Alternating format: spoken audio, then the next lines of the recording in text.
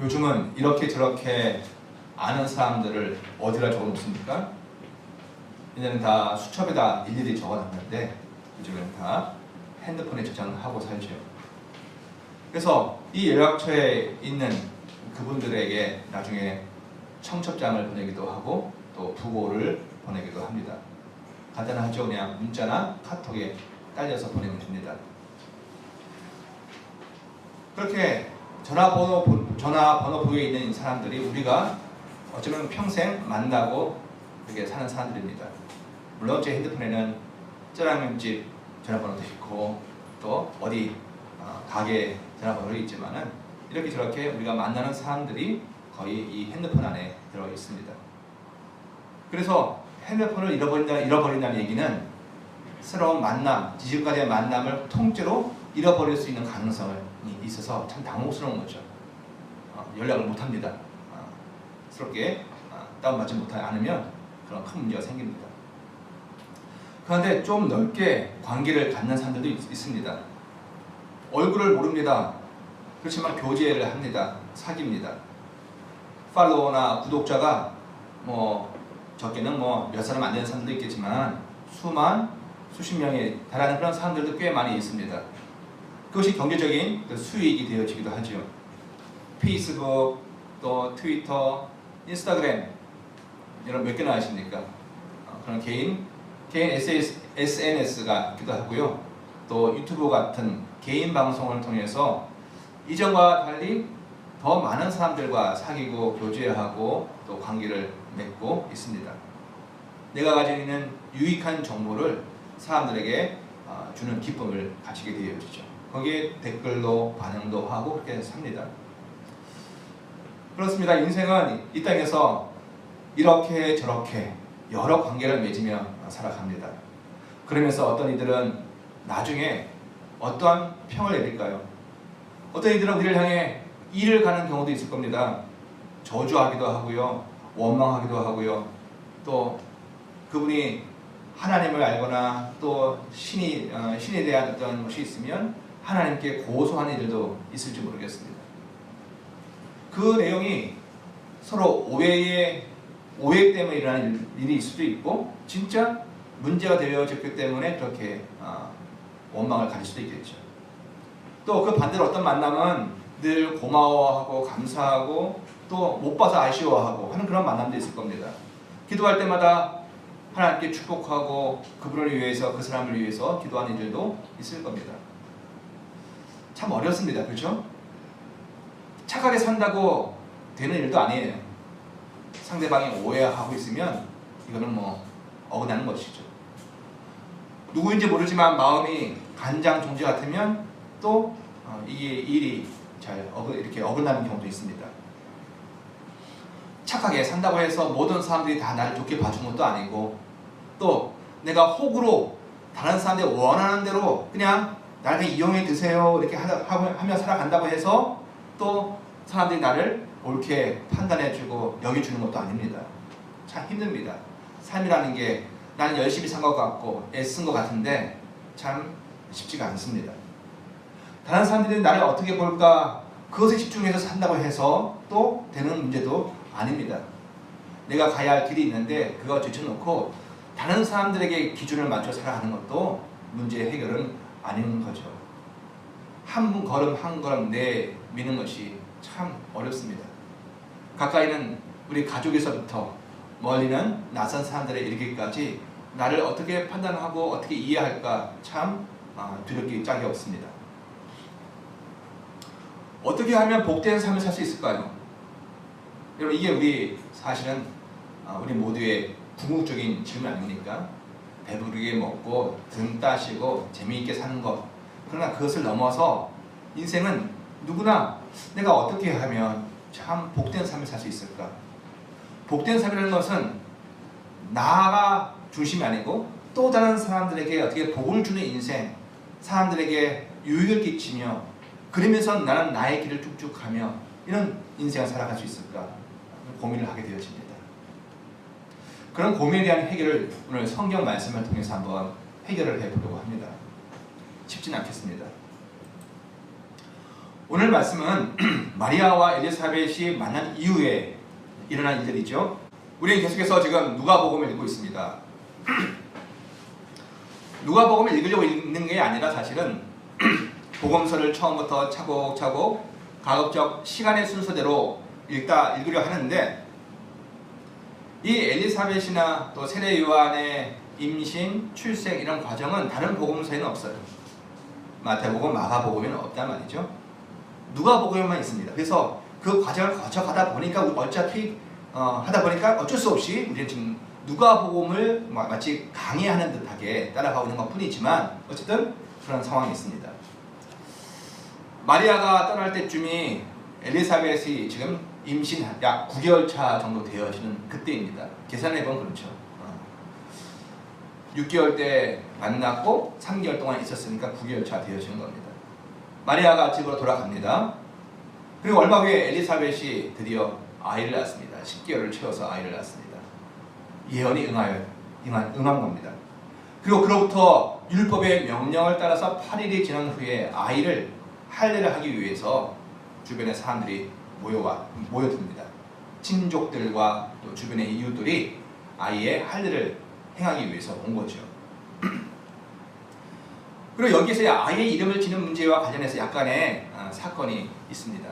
아이의 이름을 어떻게 지을 것인가 관련하여 논란이 생긴 거죠.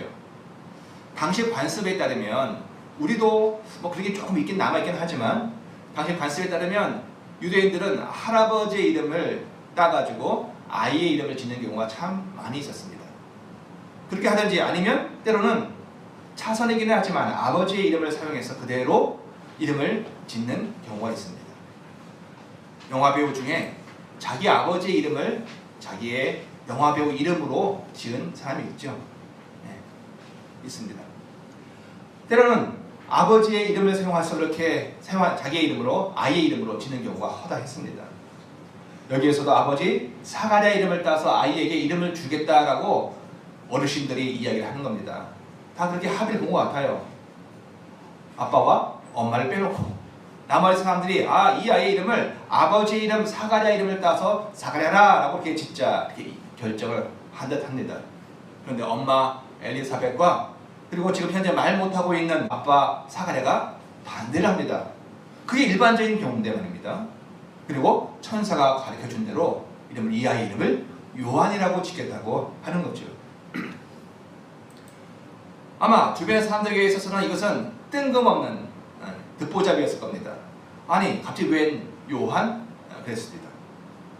그리고 나머지 부문이 이제 나옵니다. 갑자기 사가랴가 아이의 이름을 요한이라고 짓자마자 그 믿음이 거기까지 가자마자 천사가 예언했던 대로 그 입이 풀리고 말을 하게 되어집니다. 그리고 사가랴가 성령의 충만함을 받고 예언하며 찬양을 하는 내용이 오늘 그 67절 이하가 바로 그 내용이죠. 사가랴가 예언하면서 하나님을 찬양하는 내용입니다.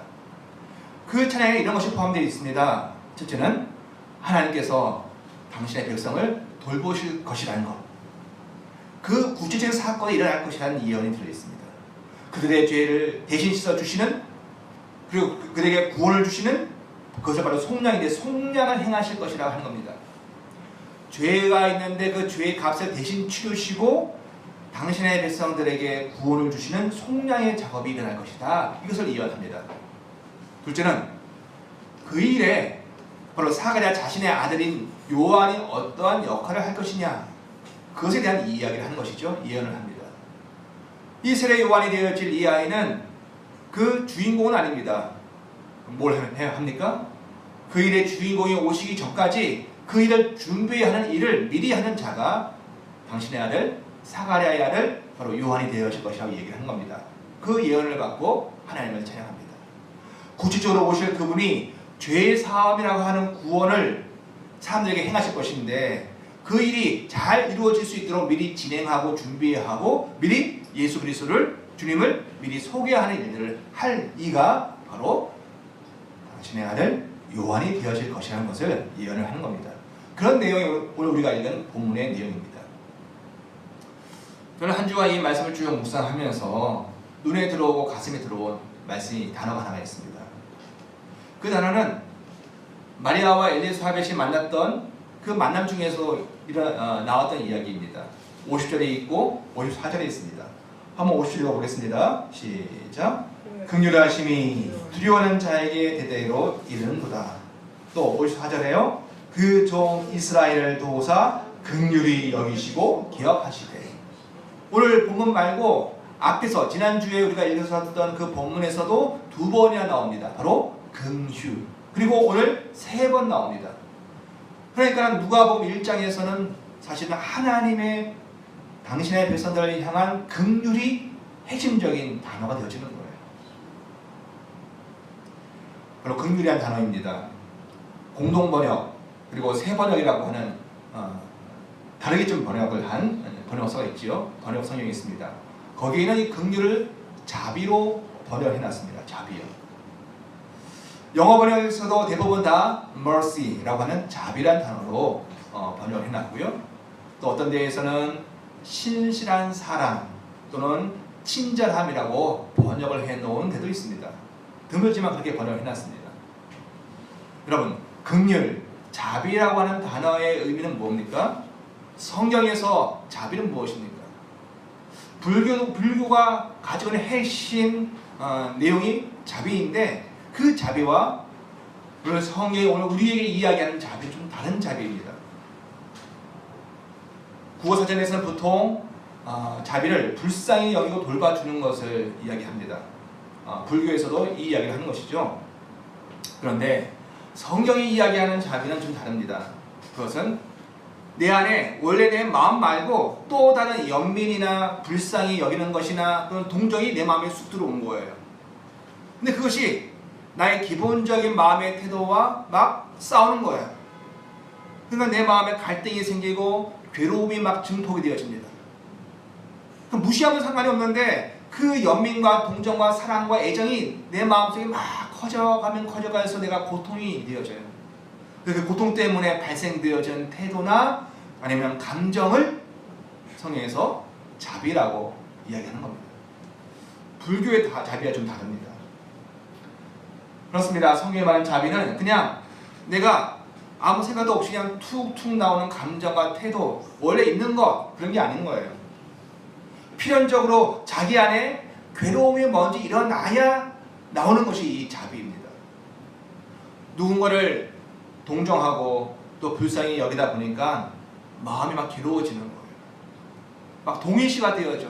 그가 나고 내가 그가 되어져 일치의 마음이 생기는 거예요. 마음이 괴롭고 힘들어 그냥 있을 수 없어서 뭐라도 해야겠다는 마음, 거기서 나오는 태도와 자세가 바로 자비입니다. 만일 누군가를 도와주는 일이 자비의 이런 행위로 나온 것이라면 성경에 말하는 자비는 먼저 마음으로 그 사람의 고통을 함께하는 괴로움에 동반하는 것에서 시작하는 것이죠. 그냥 돈 한 푼 주는 것, 그냥 결과만 내가 뭘 줬다가 자비가 아니라 기독교가 성경이 우리에게 이야기하는 것은 먼저 내가 그와 일치 이루는 거예요. 그 고통이 내 고통이 되어지고 그 아픔이 내 아픔이 되어지는 겁니다.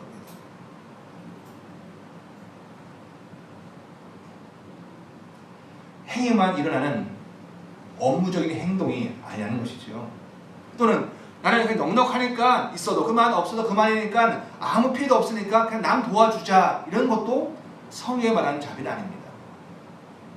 그냥 남으니까 주는 게 아니라는 것이죠. 버리기 아까우니까 이거 좀 가지실래요? 하는 게 아닌 거예요. 한번 예를 들어 볼까요? 지난 우리가 참 즐거웠던 날들이 있었습니다. 국가가 우리에게 재난지원금을 탁 쏘아줬죠. 마치 용돈 받는 기분이었습니다. 그런데 이것을 준비하면서도 어떤 공무원들은요, 서민의 삶과 또 국가 경제가 이 상태로 가면 너무 안 된다, 파산한다라고 하는 그 애절함이 있어가지고 그 극악한 상태를 어떻게 처리할까 참 잠못 이루고 고민하며 걱정하다가 국가의 재정을 좀 나눠주는 게 어떨까라고 결정했다면, 그 심히 괴롭고 고통하는 마음으로 추진했다면 그것은 성경이 이야기하고 있는 자비의 한 일면을 우리가 보는 겁니다. 그것을 기획한 공무원의 마음은 벌써 서민들의 마음, 고통하는 사람들과 일치를 이루고 있는 것이죠. 하지만 그런 마음이 없이 업무만 이루어졌다면 그냥 쏴줄게요, 계좌 보내주세요. 우리가 행할게요. 이런 마음만 있다면 이것은 몰라요. 다른 사람들이 봤을 때는 자비의 행동이라고 이야기할 수 있을지 모르겠지만 성경에서는 그건 자비가 아니고 그냥 업무입니다. 업무. 그렇죠. 원래 갖지 않아도 되는 감정입니다. 그러니까 나만 사면 되잖아요. 근데 갖지 않아도 되는데 굳이 동정하고 굳이 사랑하니까 고통이 막 따라와요. 그 사람이 처해 있는 어둠이 내 안에 쑥 들어와요. 그의 슬픔이 나의 슬픔이 되어지는 겁니다.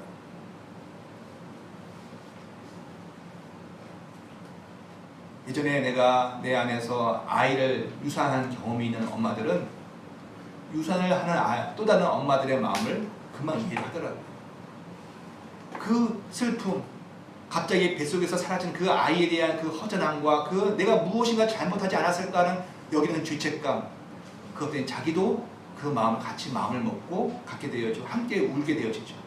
그리고 거기에 그 마음이 바로 자비가 되어지는 겁니다.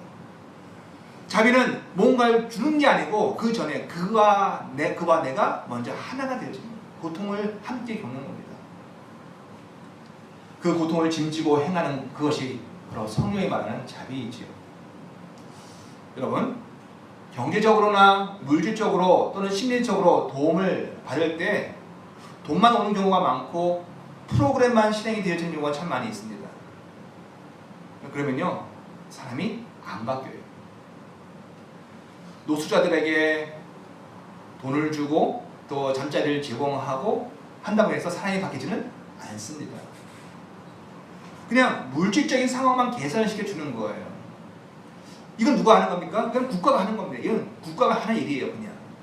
그러나 그렇다고 해서 사람들이 바뀌지는 않습니다. 그런데 사랑 때문에 고통하면서 나도 노숙자의 경험이 있고 그 마음이 내 안에 전이가 되어지고 그 슬픔이 내게 왔을 때 함께 그 고통의 마음을 갖고 함께하는 사람에게는 희한하게도 그 사랑 때문에 그 내면이 서로 동화가 되어지면서 그때 그 사람에게 위로가 가고 그 사람에게 감동이 가는 거예요. 사람은 참 희한해요. 그렇죠? 사람은 뭘 준다고 해서 감사합니다 하긴 하지만 그렇다고 내 마음이 생각이 내 태도가 바뀌지는 않습니다. 저 사람이 가졌으니까 주지. 저 사람이 나에게 뭘 주면서 뭔가 자기가 가진 건 내가 뭘 줬다라고 하는 그런 기분을 느끼니까 줬나 보지. 그럴 때는 나는 안 바뀌어요. 그런데 그 사람이 함께 고통하고 아파하고 나의 친구가 되어지고 나의 아픔을 같이 한다고 느낄 때 그때 사람 마음을 열고 함께하고 그때 조금씩 뭔가 변화의 시작이 일어나는 것이죠. 그때 사람이 움직입니다. 공부해라 내가 너한테 이만큼 해주지 않았느냐라고 그 물질 것을 내가 너한테 준 것을 이야기한다고 해서 아이들이 바뀌나요? 안 바뀌어요. 엄마니까 당연히 해야 되는 거 아니에요? 라고 얘기하지. 그런데 함께 마음이 고통을 겪고 있고 함께하는 그 엄마의 마음은 전이가 되어지는 것이죠. 나의 괴로움에 동참해준 사람이 있을 때, 나를 인정을 해준 사람이 있을 때 영혼은 움직이기 시작하는 겁니다. 우린 참 제한적이지만 이 땅에서도 이런 자비의 모습을 부분적으로 좀 볼 때가 있습니다. 경험을 합니다. 또 우리가 또 그것을 또 보길 또 원합니다. 왜냐하면 인간은 모두 이런 자비에 대해서 이런 긍휼에 대해서 목마름을 가지고 있기 때문에 그렇습니다. 뻔히 죽을 줄 알아요. 저 불구덩이에 지금 헐헐 타고 있는 저 불구덩 속에 들어가면 동생 지금 약간 불구가 있고 막 잠이 덜 깬 상태에 있는 그 동생을 구하려고 그 불구에 들어가면 내가 죽을 걸 뻔히 압니다. 근데 그 구하러 들어간 형의 모습을 보면서 우리 마음이 수면해집니다. 왜요? 그 속에서 우리는 자비를 좀 보기 때문에 긍휼을 보기 때문에 그렇습니다. 이번 주 며칠 전이 6.25였습니다. 그렇죠?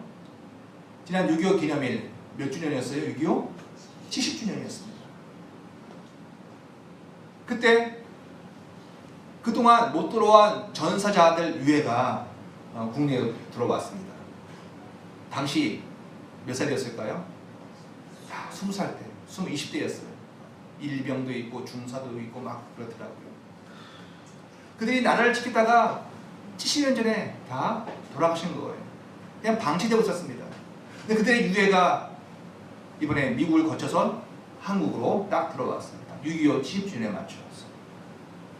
그리고 그때 살아남은 한 중사께서 70년이 지난 이제야 그들을 대표해서 대통령에게 딱 격려를 하면서 복귀 신고를 하더라고요. 저는 그 장면을 보면서 제 가슴속 어디서 막 뜨거운 게 올라오는 걸 경험을 했습니다. 일부러 그거 생각하려고 막 딴 생각하고 이렇게 밀었어요. 지금 내가 이러면 안 되지 하고 그 감정을 막 억눌렀습니다. 왜 사람들이 이런 걸 보면 수근해질까요? 그러면서 인간이 내가 욕심내고 열심히 살아가는 거 말고 내가 뭔가를 또 느껴요, 사람들이. 그런 하나의 세레모니를 보면서 그런 걸 보면서 사람들은 뭔가 얻는 게 있습니다. 인간에게서 참 찾기가 어렵지만 원래 인간이 가지고 있었던 하나님의 형상이었던 그 인간 속에 있었던 본성을 살짝 엿보면서 우리는 그것에 대한 깊은 기쁨과 느낌을 갖게 되어지는 것이죠. 왜 사람들은 결국 엄마를 찾습니까? 왜 그렇게 모성애를 그리워합니까? 뭐 낳은 정이든 기른 정이든 왜 그렇습니까? 왜 엄마를 찾아요?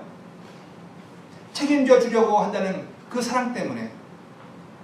뻔히 알거든요. 엄마도 내가 힘든 것을 내가 알아요. 그런데 아이를 사랑하고 그를 뭔가를 채워줘야 되기 때문에 자기 힘든 그 불구동 속에 들어가는 거예요. 그냥 내 힘든 것을 뻔히 알면서도 자식을 먼저 챙기는 그 바보스러움. 계산기를 두들기면 안 되는데 그런 계산기 안 두들기고 그냥 들어가는 거예요. 그런 모습 참 희한하죠. 참 희한한 것은 사람들은 그런 경쟁하고 도끼를 가지고 상대방을 이기고 이겨야겠다 그렇게 막 살지만 나만 생각하고 살려고 하지만 인생은 잠시지만 이런 자비의 모습, 긍휼의 모습을 잠깐 느낄 때 자기 안에 숭고함을 경험합니다. 숭고함을 보고는 나도 모르게 그것에 경외의 심, 내가 여기에 반응할 수 있는 사람이라는 것에 대해서 참 기뻐합니다. 내가 저런 장면을 보고 이런 것을 보면서도 내 안에도 아직도 순진한 것이 있구나. 내 안에도 아직도 참으로 때묻지 않은 모습이 있구나. 그 모습을 발견하고 우리는 잠시 안도를 느끼는 거예요. 위로가 됩니다. 잠시지만 잃어버린 자기 모습을, 진짜 모습을 보고 기뻐하기 때문에 그렇습니다. 힘들게 죽을 듯 고생하면서 아이를 낳고 있는 그 산모를 보면서 조롱하고 악하게 말하는 사람이 있겠습니까? 있으면 안 되죠, 그죠? 그 고귀한 모습을 보면서 지금 죽을 듯 고생하고 힘들어 아파하는 그 산모가 아이를 낳으려 하는 그 모습을 보면서 조롱을 하면 안 되는 거죠, 그죠? 그건 타인을 위해 자신을 던지고 나라를 위해 죽음을 맞이한 분들을 보면서 컴퓨터 뒤에서 막 조롱하는 말과 저주하는 말, 그런 말 하면 안 되는 거죠. 왜요? 그 영을 얼마나 심각하게 병들었으면 그 정도까지 가겠습니까? 숭고하면 숭고한 거예요. 그거는 건들면 안 되는 건데 그것까지 자꾸 짓밟고 그것을 자꾸 무시하려고 하는 것은 그 영혼이 너무 많이 병드는 겁니다. 꽃을 보고 이쁘다 이렇게 얘기할 수 있어야 되는데 꽃을 보고 짓밟고 그리고 파괴하는 마음에 이미 그 마음의 정서나 생각들이 마귀적으로 바뀐 겁니다. 많이 악해져 있는 것이죠. 숭고함을 망가뜨리려는 것, 그건 정말 사악한 것입니다. 내 안에 그런 것들이 있다면 내가 참 많이 갔구나. 내 영혼이 많이 지금 더럽혀졌구나. 이렇게 보아야 하는 것이죠. 우리가 이 땅에서 발견한 이런 자비의 모습은 원래 누구의 것이었을까요? 하나님 것이겠죠, 당연히. 그죠? 이 땅에 좋은 것은, 아름다운 것은 다 하나님의 것이었습니다. 또 하나님의 형상대로 지음받은 우리의 것이었어요. 그런데 그것을 우리가 파괴하고 잃어버린 우리의 상태죠. 자, 여기에 우리의 질문이 있습니다. 만일 하나님 역시 당연히 그 하나님이 자비 하나님이신데, 긍휼의 하나님이신데, 하나님이 오늘 이 땅에 우리에게, 우리의 삶 속에 긍휼과 자비를 베푸신다면 어떻게 될 것입니까? 인간이 참으로 잃어버렸고 잊었던 그 자비를 조금만 우리가 행하여도 보고 있는 사람의 마음에 기쁘고 위안이 되고 힐링이 되어지는데, 만일에 그 자비의 원천이신 하나님께서 그 자비와 긍휼을 이 땅에 베푸신다면 우리는 얼마나 행복하고 아름답고 존귀한 모습으로 설 수 있을까 한번 고민해 보지 않겠습니까? 라는 거죠. 자, 문제는 여러분, 아까 자비가 들어갑니다. 먼저 내 안에 고통이 일어났을 때 나오는 행동과 태도였어요. 그럼 여러분, 전능하신 하나님이라고 할 때에 그 하나님의 자비는 고통이 없을까요? 우리는 하나님이 전능하시기 때문에 하나님이 우리에게 자비를 베푸시고 긍휼을 베푸실 때 그냥 있는 거 주는 것으로 여기기가 딱 쉽습니다. 차곡차곡 쌓이는, 곳간에 쌓이는 것을 그냥 하나 내 던져주듯이 하나님은 그냥 개념 없이 그냥 무관심하게 내 딸 하나 던져줄게 받아라 이렇게 생각할 경우가 많다는 거예요. 그러나 그 자비 없이 하나님도 우리에게 자비를 주실 때에는 뭐예요? 당시 안에 그 사랑 때문에 고통하시는 거예요. 아파하시는 거예요. 우리와 마음을 일치하시고 우리의 처지를 같이 함께 하시기 때문에 하나님의 마음속에 고통이 있는 겁니다. 그 고통으로 인하여 하나님 우리에게 어떤 태도와 행동을 하시는 것이 바로 그 자비입니다. 인생이 이렇게 제한적이지만 이 긍휼과 자비를 드러낼 때마다 사람들에게 위로와 안식이 찾아왔습니다. 잠시지만 행복을 누렸습니다. 그런데 만약 그 긍휼과 자비를 하나님께서 직접 완전하고 온전하게 베푸신다면 우리에게 무슨 일이 일어날까요? 바로 이것이 우리가 찾던 답이 아닐까요? 우리가 사람들에게 열심히 착하게 살고 또는 호구노릇을 하면서 그들에게 좀 복된 삶을 줄 수 있을까 고민해 보지만 우리가 살아봤잖아요. 안 돼요. 내가 퍼준다고 해가지고 되어지는 것도 아니에요, 사실은. 그러면 누가 일하셔야 돼요? 하나님이 일하셔야 돼요. 하나님의 자비와 긍휼이 내가 만나고 관계하는 사람들 속에 부어진다면, 그 긍휼이 하나님의 자비가 부어진다면 우리는 아름다운 인생을 사는 것이 아닌가 생각할 수 있게 되어지는 것이죠. 하나님께서 우리의 현실을 아파하시고 또 함께 하시는 그 긍휼과 자비가 정말 필요한 이 시대입니다. 정말 그렇습니다. 내가 어디 있든지 무엇을 하든지 하나님의 긍휼만 있으면 정말 당당하지 않을까요? 또 내가 만난 사람들에게 이 하나님의 긍휼이 이루어질 수만 있다면, 성취가 되어질 수만 있다면 얼마나 좋은 일이겠습니까? 오늘 본문에 언제 이 긍휼과 자비가 실행이 되어집니까? 오늘 우리가 읽은 이 본문 가운데 3번 이 긍휼과 자비가 일어납니다. 그런데 바로 크게 이야기하면 우리가 다 알듯이 바로 세례 요한의 출생과 관련하여서 일단은 하나님의 자비와 긍휼이 이루어지는 것이죠. 맞죠? 예.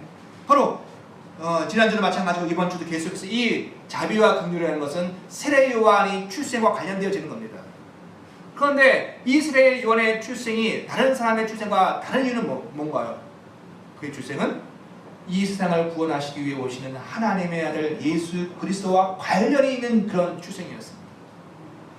그냥 혼자 살다가 가는 인생이 아니라, 자기 인생 살다 오는 인생이 아니라 바로 이 땅을 구원하시고자 하시고 이 땅을 살리시고자 하시는 그 하나님이 하나님의 아들을 이 땅에 보내시는데 그것과 관련이 있어서 미리 준비하는 출생, 태어남이었습니다. 우리 이걸 알죠. 세례 요한은 자기 인생 사는 것이 아니라 미리 와서 예수님 미리 앞에 와서 소리를 치면서 내가 이제 어린 양을 너에게 소개하겠다라고 이걸 이야기하기 위해서 온 사람이었습니다. 저가 바로 하나님의 어린 양이고 이 땅의 구원자이시다라고 소개하려고 온 사람이었습니다.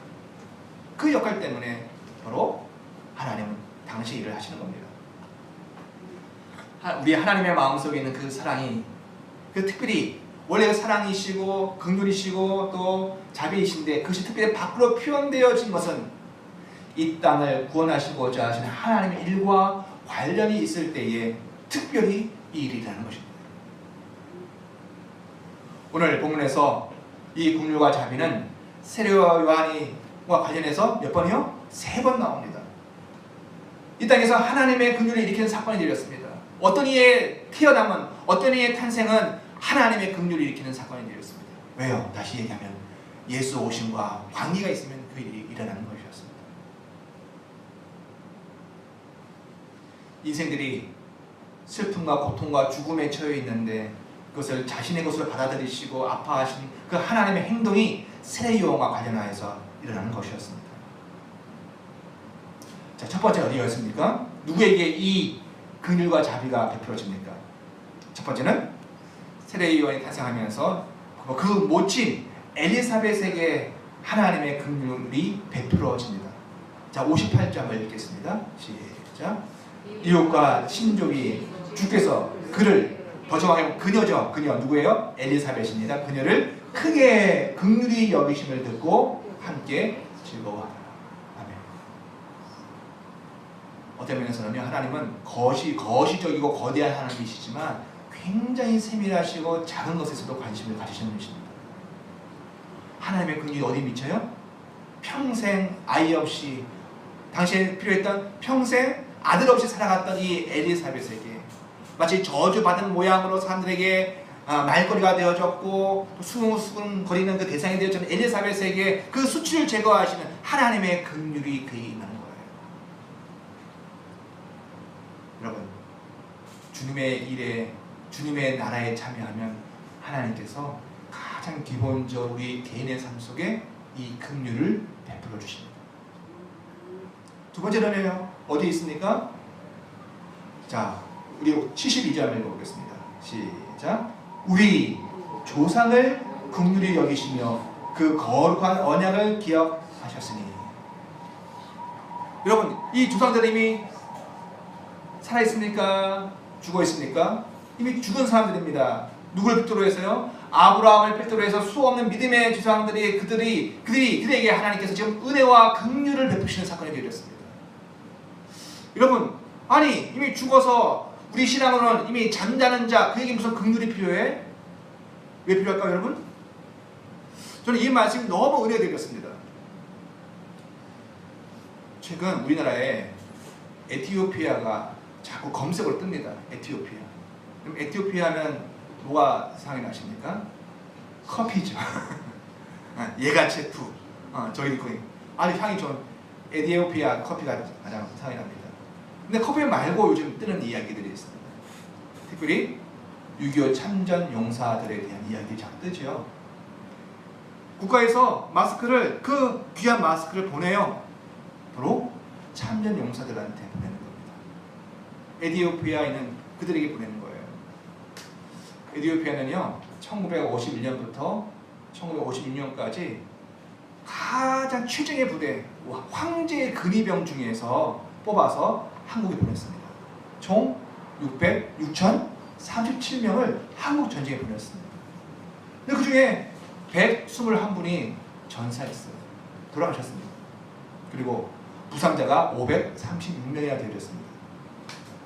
그냥 참전에서 저 후방에서 대충 놀다 간 사람들이 아니라 정말 애쓰게 싸우고 정말 우리나라를 도와줬던 분들이었습니다. 전서 같은 부대였어요. 그 부대 이름이 강류부대인데, 이 강류부대, 그 강류부대가 어둠을 물리치는 부대예요. 그런데 그 전서 같았습니다. 253번, 253번의 전투를 했는데 몇 번 이겼을까요? 다 이겼어요. 한 번도 안 진 거예요, 이 부대는. 그래서 중국군이든 아니면 저 북한군이든 가장 두려운 부대 중에 하나가 이 강류부대, 에티오피아의 이 부대였었습니다. 무패입니다, 무패. 한 번도 지지 않은 부대였었습니다. 여러분, 아프리카에 겨울이 있어요? 있죠, 있기는. 그러나 우리처럼 추운 그러한 겨울이 아니었습니다. 에티오피아에서 올 때 그냥 얇은 옷 한 가지 입고 온 거예요. 하복, 동복 구분하지 않고 온 겁니다. 그런데 한반도의 겨울이 어때요? 엄청 춥죠. 단 한 번도 경험하지 않은 그 강추를 겪어가면서 그들이 이 땅에서 용맹스레 싸운 겁니다. 한국을 도와준 애들입니다. 그리고 돌아갔어요. 잊혀졌습니다. 아마 우리가 가서 왜 그 고생을 했을까? 우리가 황제의 명로 가긴 했지만 개죽음이 아니었을까? 이 부상당한 거 누가 알아줄까? 그 고민하지 않았을까요? 그런데 한국 그들을 이해해 주는 겁니다. 마스크를 보내주면서, 마스크가 중요한가요? 당신들의 공로로 오늘 우리의 현대 이 대한민국이 존재합니다라고 이야기해 주는 거 아니겠어요? 그들이 한국에 옵니다. 세계 10번째에 들어가는 세계 무역국가가 되어져 있고, 그리고 선진국이 되어져 있는 한국을 보면서 그들의 마음속에 자부심과 그리고 뿌듯함이 있지 않겠어요? 우리가 피 흘려 싸운 이 나라가 이렇게 되어졌다. 우리가 죽음으로 맞서 싸워서 싸운 이 나라, 이렇게 싸운 것이 정말 보람있고 가치 있는 일이었다라고 그들의 수고를 완성해 주는 거예요.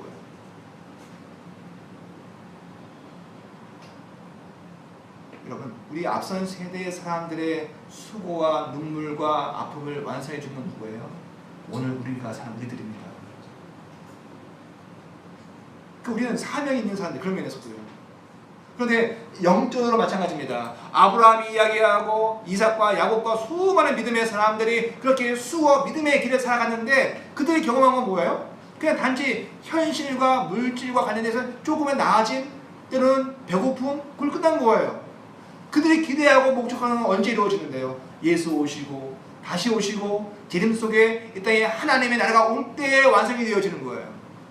그러니 예수 오실 때 그 앞에서 일을 하고 미리 준비하는 세례 요한의 수고가 갇혀 있어요, 없어요? 있는 거죠. 그로 말미암아 아브라함의 수고가, 이삭의 수고가, 다니엘의 수고가, 수많은 믿음의 사람의 수고가 빛이 발하는 거예요. 성경에 이런 말씀이 있습니다. 다 잠잘 것인데 그들이 우리보다 앞서지 않을 것이다. 우리가 완성되어져야 그들이 완성되어집니다. 연동되어졌습니다. 오늘 나는 나의 삶만 사는 게 아니라 오늘 내가 믿음으로 살고 주님의 나라에서 그 회복을 위해 함께 살아갈 때에 비로소 수많은 구름같이 허다한 이들의 인생이 야, 정말 내가 잘 살았구나 라고 인정되어진 상황이라는 거예요. 그렇죠? 우리 집안에서도 마찬가지입니다. 애들을 잘 키워야지 부모의 고생이 헛되지 않는 거죠. 셋째는 언제 어디에 하나님의 긍휼이 일어납니까? 77절과 78절 읽어보겠습니다. 시작. 주의 백성에게 그의 그 죄 사함으로 말미암는 구원을 알게 하리니 이는 우리 하나님의 긍휼로 인함이라. 이로써 돋는 해가 위로부터 우리에게 임하여 쭉 나가죠. 그러니까 17과 18절에 이어지니까 우리 하나님의 긍휼이 누구에 임해요? 주의 백성에게. 세례 요한의 입장에서는 이제 현재와 과거뿐만 아니라 장차 수없이 밀려들어올 하나님의 백성들, 주의 백성들을 향하여 긍휼을 베푸시는 사건이 이 사건과 연결되어 있는 거예요.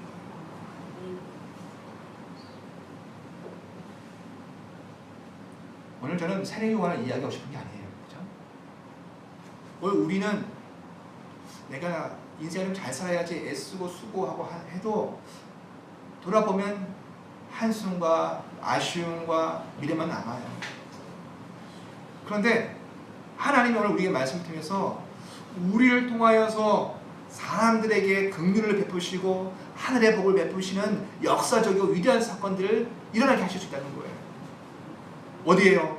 지금 나와 현재 같이 살고 있는 사람들에게, 또 과거 아브라함처럼 내 과거와 수많은 믿음의 수고를 산 사람들에게, 또 앞으로 장차 이 땅에 올 수많은 사람들에게 하나님의 긍휼과 자비를 경험하게 하는 일들이 일어난다는 거예요. 다른 거 아니었습니다.